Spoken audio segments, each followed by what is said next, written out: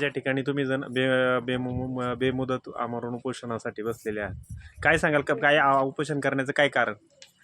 मी स्वतः सुनील मारुती कनसे आणि आमचे आबाटेकमधील सर्व ग्रामस्थ, आबाटेक ते उंच खडक हा रस्ता आमच्या आजपर्यंतच्या जुन्या वहिवाटीचा रस्ता असून त्यामध्ये काही ग्रामस्थांनी अडथळा आणलेला आहे.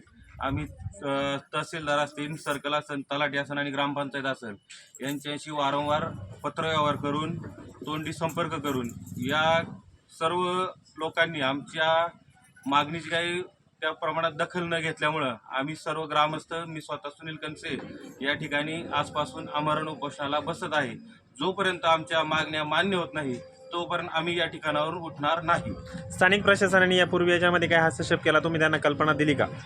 या रस्त्या संदर्भात तसं पाहिलं तर मान्य तहसीलदारांचा सुद्धा आदेश आहे का या रस्त्यामध्ये ज्या कोणी सदर व्यक्तीने अडथळा निर्माण केलाय तो अडथळा दूर करण्यासाठी तलाठी असतील, सर्कल असेल किंवा ग्रामपंचायत असेल यांना कोर्टाचा आदेश आहे. परंतु सदर व्यक्ती वारंवार अडथळा करत असून त्यावर कुणीही प्रशासन असेल किंवा ग्रामपंचायत असेल यावर वारंवार कुणी लक्ष देत नाही. आणि आज हा रस्ता शाळकरी मुलं असतील, आमच्या मैत असेल, दशकरी असेल किंवा रेशनिंग दुकान असेल हे उंच खडक या ठिकाणी आणि आमच्या लोकांना येण्या जाण्यासाठी कुठल्याही प्रकारची आता सुविधा नाही आहे. म्हणून आम्ही हा अत्यंत लाचचा आणि आमरण उपोषणाचा निर्णय घेतलेला आहे. या संदर्भात संबंधित तुम्ही प्रशासकीय अधिकाऱ्यांना यापूर्वी काही पत्रव्यवहार केलेला आहे? यापूर्वी वारंवार पत्रव्यवहार केलेला आहे, त्याच्या आमच्याकडे पोचपावत्या बी आहेत. या संदर्भात हा रस्त्याचं अंतर जे आहे ते किती किलोमीटरचं आहे? साधारणतः 1.5 ते 2.25 किलोमीटरचं अंतर आहे. हा तुम्हाला रस्त्याचा त्रास किती वर्षापासून आहे? रस्त्याचा त्रास तसं म्हटलं नाही म्हटलं तर 12-15 वर्षापासून त्रास आहे. आता सध्या रस्ता व्यवस्थित जाण्या येण्याला अजिबात उपयोगी पडत नाही का? जाण्या येण्याला म्हणजे तसं पाहिलं आमचं उंच खडक ते आबाटेक दळणवळण आमचं गाव आहे उंच खडक असल्यामुळे आम्हाला येण्या जाण्यासाठी आज फक्त लोकांना पाऊलवाट म्हणून जावं लागतंय. साधारण कोणाचं काही दुसरं काम असेल, शाळकरी मुलांना सुद्धा जर शाळेतून गावात घरून शाळेत जायचं असेल तर जायला सुद्धा चालत जावं लागतं त्या ठिकाणावर, नंतर पुढून गाडीने जावं लागतं. या ठिकाणी स्थानिक ग्रामपंचायत प्रशासन गाव पातळीवर हा प्रश्न मिटू शकला नाही का? तसा मिटवण्याचा अनेक वेळा प्रयत्न केला, परंतु वारंवार ती व्यक्ती जी कोणी सदर व्यक्ती आहे ती वारंवार त्या रस्त्यामध्ये अडथळा आणते आणि लोकांनी तरी त्या लोकांशी किती वेळा भांडायचं. अनेक लोकांवर त्या संदर्भात केसेस पण झालेले आहेत आणि ग्रामपंचायत करते सहकार्य, परंतु ग्रामपंचायतनी ज्या पद्धतीचं करायला पाहिजे त्या पद्धतीचं करत नाही.